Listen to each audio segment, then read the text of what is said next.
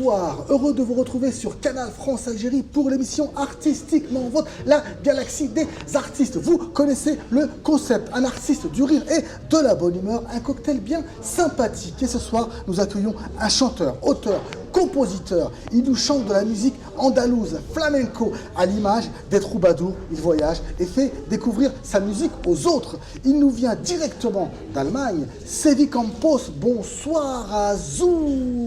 Bonsoir, merci beaucoup de me recevoir dans votre émission. Le plaisir est partagé, mon cher Sevi, donc merci de venir directement d'Allemagne, avec nous en tout cas ce soir pour l'émission Artistiquement Vôtre sur Canal France Algérie. Alors Sevi, ton papa est algérien. De quelle région nous vient-il? Alors mon père est né à Tlemcen. Tlemcen. Ouais. Sa mère est née à Hainaya, à côté de Tlemcen, et son père était né à Oran. Et bon, il est né en 54 et il est venu, je pense, en 56 en France. Ouais. Donc j'ai ma racine en Algérie, ouais. J'en suis très fier. Alors je vais te laisser regarder ta caméra et passer un grand coucou justement à toute l'Algérie qui nous regarde ce soir. Oui, je passe un coucou à tous les Algériens qui nous regardent ce soir. Et je sais que peut-être un qui est derrière l'écran, vous êtes de ma famille peut-être. Et si c'est le cas, ben, je vous embrasse bien fort. Eh bien voilà, et contactez-nous, hein, vous aurez bien sûr l'occasion de le retrouver. Sevi Campos, c'est chaud, chaud, chaud. Alors Sevi, papa algérien, maman espagnole, catalane plus précisément. Oui, catalane. Comment ça parle à la maison? Ça parle algérien, ça parle espagnol, ça parle français? Alors moi, quand j'allais chez mes grands-parents, ça parlait beaucoup espagnol, ouais. Puisque mon grand-père avait rencontré ma grand-mère, je pense, en Algérie, mais la famille espagnole de sa femme vivait en Algérie. Mais dans ma maison, on parlait le français parce que je pense que mes grands-parents avaient voulu éduquer mon père à la française. Malgré que mon grand-père était un vrai musulman, il est allé à la Mecque, mais je pense qu'il voulait quand même qu'il soit français pour pouvoir s'intégrer dans ce pays. Éducation, effectivement. Ça, c'est la peur, effectivement, pouvoir bien intégrer ses enfants. Il fallait malheureusement, je dis bien malheureusement, en passer par là. Mais oui. Comme tu dis, les racines, elles sont dans le cœur et elles ressortent aujourd'hui, et oui. C'est ce qui est plus important. Oui, exactement. Ton histoire, elle est un peu originale, atypique, hein, comme un de tes titres. Hein. Exact. C'est vrai que tu as été inspiré par les Gypsy Kings, Sevi. Donc c'est très original, ça. Oui, j'ai commencé très jeune à jouer de la guitare, à l'âge de 7 ans. En volant la guitare de mon frère, si je peux dire. Et j'ai écouté les premiers enregistrements des Gypsy Kings qui étaient de la même ville que moi. Et j'ai appris tout seul en les écoutant.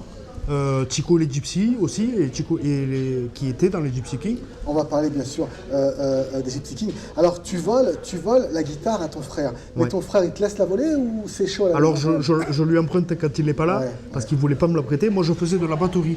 Et oui, tes parents t'avaient mis à la batterie, effectivement. Ouais. Et je trouvais que la guitare était un instrument plus facile à manier, qu'on pouvait amener partout, oui, plus populaire. C'est ce qui fait le charme aussi. Ouais. La guitare à la main, on fait ce qu'on veut. Ouais. Mais avec la batterie, c'est compliqué. Ouais. Quoique. Alors, tes parents étaient aussi musiciens, non? Alors, ma mère chantait, mon grand-père était chanteur avec une voix... d'une famille de musiciens. Ouais. Oui. Tu as été bercé par les chants de papa, maman, de tes grands-parents? Non, on ne peut pas dire ça, mais je pense que les racines algériennes et les racines catalanes, ce sont des racines d'artistes. Oui. Même si on ne joue pas de la musique. Elles sont ancrées. Ouais. Elles sont ancrées. Ouais. Alors, c'est vrai que tu as une histoire un peu atypique, on l'a dit, hein, initiée par les Gypsy Kings, mais surtout repérée. Oui. Donc tu es dans une rue de Arles, oui. Hein, là où tu vis, et Nicolas Riès, hein, le grand des Gypsy Kings, hein, là effectivement, il s'arrête, te parle et te repère. Ouais. Raconte-nous un petit peu cette anecdote. J'étais avec ma guitare assis à la terrasse d'un café avec un café, et je vois Nicolas Riès qui était mon idole. Et qui ne me connaissait pas, il vient vers moi, et il me voit jouer, il me met la main sur le cœur, et il me dit « Toi, tu vas y arriver ». Alors je le regarde avec des yeux émoustillés, je ne comprenais pas ce que ça voulait dire, j'ai mis des années. Tu n'avais pas conscience, tu avais quel âge, 7-8 ans? Peut-être un peu plus vieux, oui. mais j'étais quand même très jeune, et j'avais pas compris. Mais c'est plus tard, quand j'ai commencé à jouer, à chanter, et à sentir le sentiment que ça fait de chanter et de jouer, et surtout de rendre heureux les gens, que j'ai compris que c'est vrai, il faut y croire. Dans tout ce que tu fais, il faut y croire. Et je préfère faire quelque chose de manière mauvaise, y croire, que faire quelque chose de super et ne pas y croire. En tout cas, il faut croire à ce que tu fais, il faut aller au bout de tes rêves, comme on dit, et il faut le faire avec passion. Il n'y a pas de raison que ça ne fonctionne pas. Alors, l'aventure commence alors. Oui. L'aventure commence alors. Alors, ils t'apprendront les secrets de la musique gypsy? Oui. Alors, contrairement à ce qu'on pourrait croire, ils ne m'ont pas pris le solfège, mais ils m'ont donné un conseil en or. Ils m'ont dit...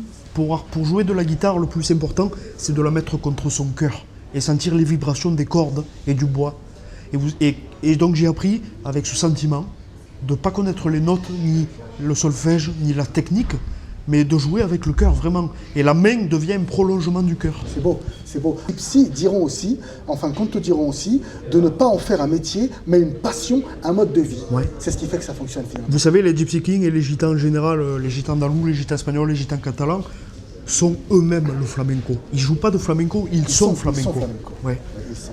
Et c'est ça qui est beau. C'est un mode de vie, c'est magnifique, c'est la liberté. Pourtant, on dit souvent que les gitans ne partagent pas trop la musique. C'est un truc quand même qui reste intérieur, qui reste en famille. Ce sont des secrets, cette musique gitane, cette musique flamenco ou flamenca aussi. Pour ouvrir un coffre avec de l'or dedans, il faut une clé. Et moi, très jeune, j'avais la clé. Et la clé, c'était de les aimer. Alors, ils m'ont accepté, mais moi, je les ai acceptés aussi, vous savez. Oui, parce que tu as dit finalement, tu te sentais un petit peu comme eux. Oui. Tu faisais partie de leur clan, de leur famille. Oui. Je me suis toujours considéré comme une mosaïque de culture. Je suis ni gitan, ni français, ni algérien, je suis tout à la fois. C'est beau, c'est beau. Ouais, c'est effectivement beau. Alors, un ami guitariste, dédicace ce soir en tout cas à Kader Fahem, un grand ami guitariste qui fait aussi de la musique flamenca, flamenco. Lui aussi a été initié par des musiciens manouches, c'est ses amis qui étaient des gens du voyage, et grâce à ça, il a pu être initié à la musique. Moi, je pense que bien sûr, il y a plusieurs différences dans les gens du voyage. La musique manouche, c'est un cercle plus fermé peut-être, mais ça ne remet pas en cause sa beauté. Je pense que j'ai eu aussi une partie de chance de pouvoir être accepté et de les accepter moi-même. Et je pense qu'eux-mêmes ont su déceler en moi la passion et l'envie de leur ressembler. Tout à l'heure, tu l'as dit en préparant l'émission, c'est un peu le destin, Mektoub. Oui, c'est le Mektoub. Mon père disait ce mot souvent et moi j'y crois. Vous savez, le destin, moi je crois que j'ai une bonne étoile. Et cette bonne étoile, elle m'a mis sur le chemin de ces gens qui ont éclairé mon cœur et qui m'ont permis de trouver ma voie, ma vie entière. Et c'est pas terminé, puisque bien sûr ça ne fait qu'avancer, exact. Mon cher Sévi. Alors tu as dit, à force de jouer avec les gitans à Arles, je suis devenu presque comme eux. Oui, je leur ressemble. La particularité des gitans, c'est que leur pensée, c'est une pensée libre. Et donc, ils transmettent à travers de leur art, et la musique en particulier, une musique qui n'a pas de frontières, pas de limites sociales, pas d'âge, pas de race, pas de prix. Et moi, je pourrais faire un concert gratuit parce que la musique, c'est un cadeau. C'est un cadeau.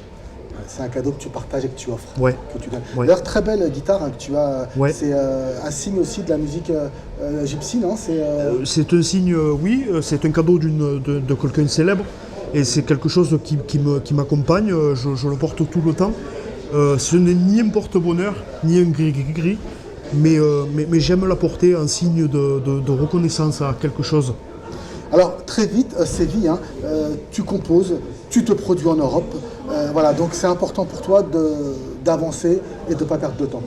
Oui, quand j'étais adolescent, j'étais insouciant et j'ai parcouru l'Europe avec ma guitare, avec la seule idée de rendre heureux les gens avec ma guitare et rien de plus. À l'image des troubadours. Oui, j'ai joué dans des lieux insolites, dans l'avion, dans le tunnel sous la Manche, dans le Parlement de Londres. À la gare aussi d'Auschwitz, je crois. Oui, je me suis mis à pleurer à ce moment-là et pour moi c'était un vrai symbole de représenter un peu la communauté gitane sur les rails d'un endroit tellement mauvais dans la vie. Tu passes beaucoup de temps avec les gypsies. C'est une manière pour eux de t'encourager? Non, je pense que c'est une manière pour eux de m'accepter dans leur famille et de m'avoir donné le droit d'être avec eux, m'a aussi donné le droit de créer ma propre idée sur eux.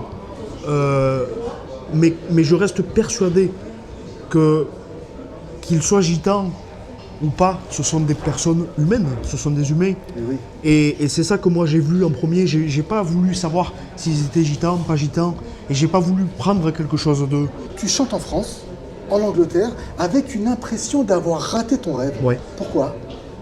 Ben, vous savez, j'ai fait de la télé en Angleterre,